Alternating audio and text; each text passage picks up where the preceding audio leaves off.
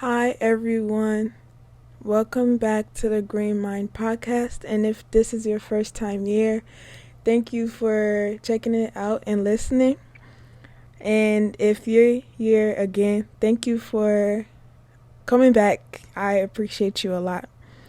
So, you can probably see what today's episode is about by the title, but it was inspired by it being Thanksgiving weekend and also something that happened at school.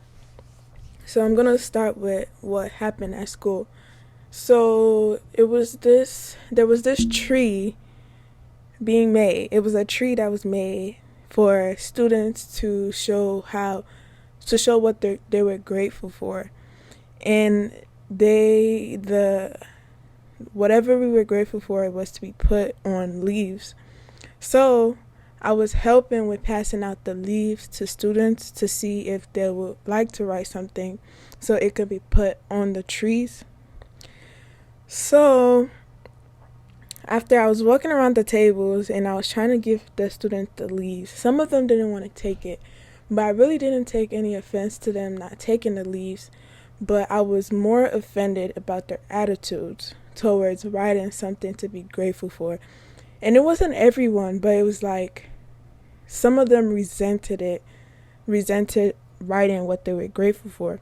And I just sat back and I reflected on it and I was like, damn, but like, I was like, dang, like, oh my gosh, like, why is it so hard to write what you're grateful for?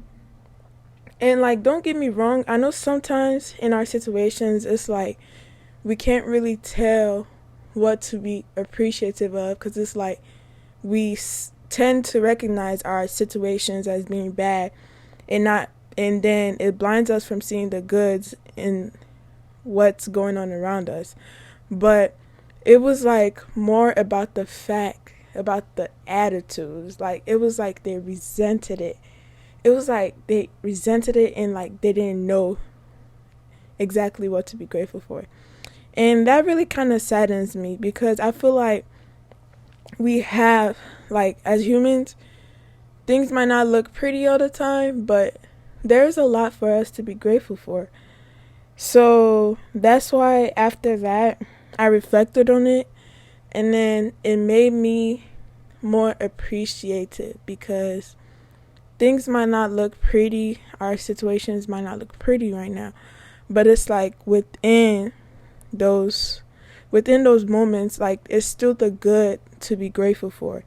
And like moments like this are like what's very important because like when you get older or like things might be better, you tend to not be appreciative of the moments where things were bad and things weren't all pretty. Like we tend to forget about that and be appreciative of those moments because those moments are the foundation for who we are and for also setting us to be the person that we are in that season when we are blessed.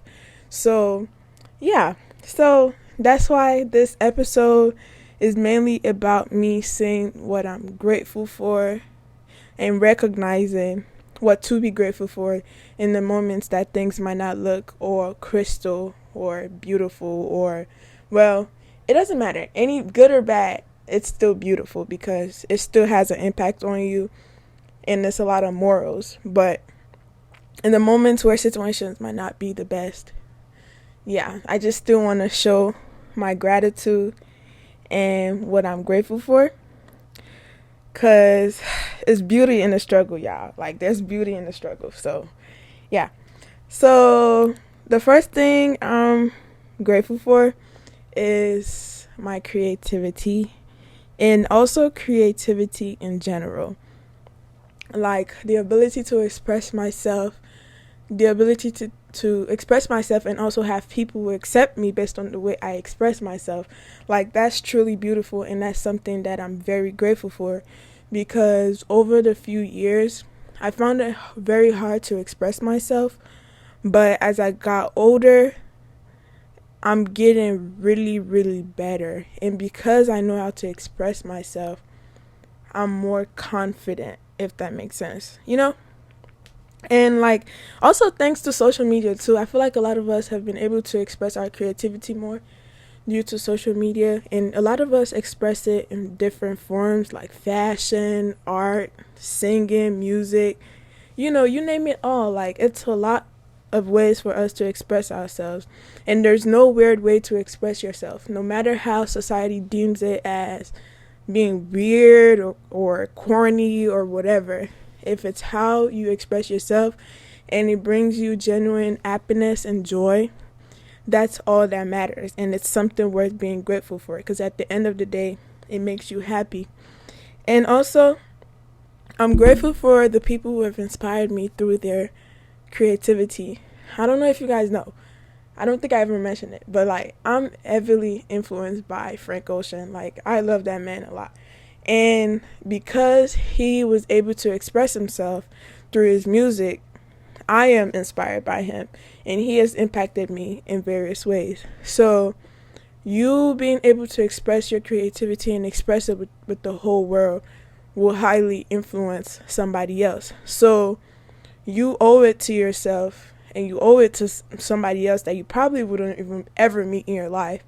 You owe it to yourself and that person to put your craft out there and express yourself. And also, if it makes you happy, that's literally all that matters. Like, that's literally all that matters. And I know sometimes it might be scary to put yourself out there and to express yourself, because not all ideas are supported.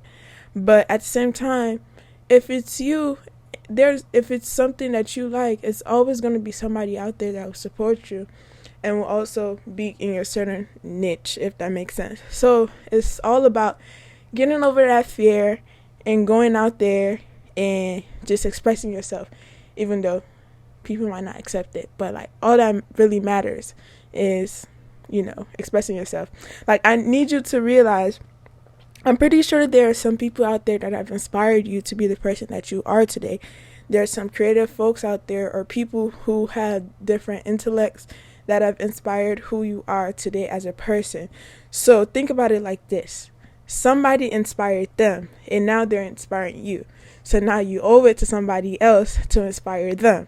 So it's like a pattern. So don't be afraid, and just put yourself out there, you know? And the second thing I'm grateful for this season is my friends and family and my ability to love, because my ability to love and learn to love has grown over the few years, and I found it very hard to be very appreciative of my connections and the connections I've made over the few years. And I feel like I've also grown out of a lot of people, but at the same time, I've met people who have pushed me to my best abilities and also remind me of my potential. And I've also been in some connections that I've also been that person for them. So like, it's pure joy in being able to know you are able to reciprocate good energy, positive energy, and it's just good vibrational relationships. It's just good connections. And even though they might be bad, it's like being able to come together again as one and being able to still connect no matter what, you know? Like, things might not be pretty all the time, but like, you still know, like, yes, that's still a good solid foundation of a connection that I have, you know? So I'm grateful for my friends and family, because they're great. They're great, and I'm very happy about them. I'm also very grateful for my intellect. I feel like I'm very mature for my age, and I'm able to discern a lot of differences at a very young age. And I feel like a lot of that has to do with my culture and my parents and my traditions. So I feel like I'm very grateful for that, because I feel like I look at the world in like a very different perspective, and it has also shifted my character and the person that I'm becoming. So that's something I am very, very grateful for, my intellect. And I also feel like my intellect has been going up with the relationships that God has been putting in my life, because I've been meeting a lot of like-minded people, and it's like life is great. Like, I'm really appreciative of it, because like once you start looking at the word differently from what you're seeing every day and what people want you to see, it's like you see a whole different world, if that makes sense. You know, you see a whole different world. So it's like being able to use my intellect to make good decisions and to be able to learn more about the world, you know, and being able to see things differently from the customs of society. So yeah, I'm very grateful for my intellect, you know. And also, I'm grateful for music. Oh my gosh, guys, I'm so grateful for music, because music is like one of the best forms of expressions, and it's something that I've been getting more into. Even though I don't think I'll ever make music, but listening to music and being able to like listen to music that actually coincides with what is going on with you or how you are feeling, like I feel like that's a very beautiful experience. Like, yeah, that's a very beautiful experience. I'm very grateful for music, because I'm like listening to different artists and their music and the way they express themselves. Like, that's really, really beautiful, you know? And like, it's just fun. It makes me happy being able to dance to music, cry to music, laugh to music. It's like, you know, it's beautiful. It's like, it's beautiful. And also, I'm grateful for God, because God has been very impactful in my life. My relationship with God it's been growing, but I feel like I can do better. But overall, like, He's wonderful. God is good, you know. God is good. Yeah, God is good. God is great. I'm very appreciative of God. Yeah. But yes, that's what I'm grateful for. Yeah. I'm grateful for life. I'm breathing. You're breathing. If you're listening to this podcast right now, you're alive, you're healthy, you're breathing. That's something to be grateful for. If you have somebody who says I love you to you, that's something to be grateful for, because not a lot of people are able to tell somebody I love you, or even be able to discern if they actually love somebody.